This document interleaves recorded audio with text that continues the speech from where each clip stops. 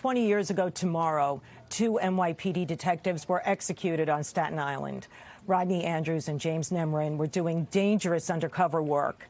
Now, for the first time, a woman with a sharp eye is finally talking about her important role in the case. I remember it vividly. It's a memory that can never be taken out of my mind. Candice Negron is now an NYPD sergeant, but on March 10, 2003, she was a 23-year-old civilian living on Staten Island when 2 undercover detectives were assassinated during a gun buy, Rodney J. Andrews and James Nemorin.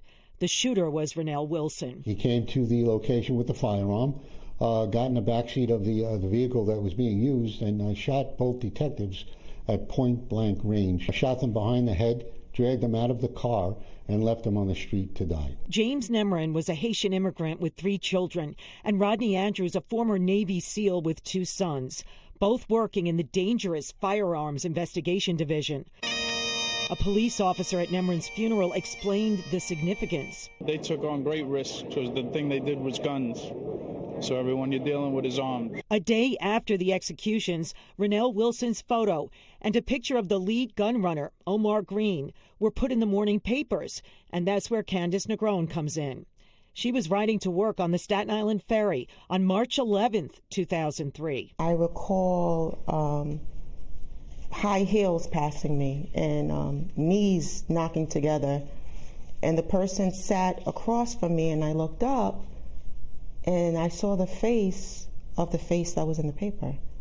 And it was a man dressed as a woman. I looked past the lipstick, the wig, the dress. I saw this man's face. The face in the paper belonged to Omar Green.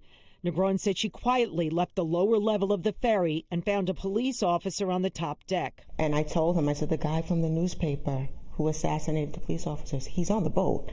And I recall him saying, "Are you sure?" I said, either that's him or it's the ugliest woman I've ever seen. Negron recalls the cop went to the lower level and she didn't know about the arrest until later when her father, a retired detective, confirmed Green had been grabbed on the ferry. And he said, "Candice, that was him." It was only last year when Hannah Street was renamed on Staten Island for Rodney Andrews and James Nemorin that she finally met the detectives' families. It was a nice feeling, you know, like I didn't know anything about her. It just goes to show that there are still good people out there willing to help. 20 years later, Candice Negron is now a patrol sergeant working with youth near the borough's schools.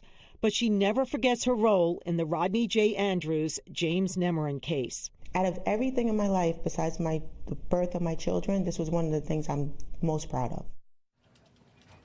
And tomorrow, the sacrifice of detectives Rodney J. Andrews and James Nemorin will be remembered on the 20th anniversary of their deaths with a mass at Lincoln Center. Sergeant Negron is expected to be there.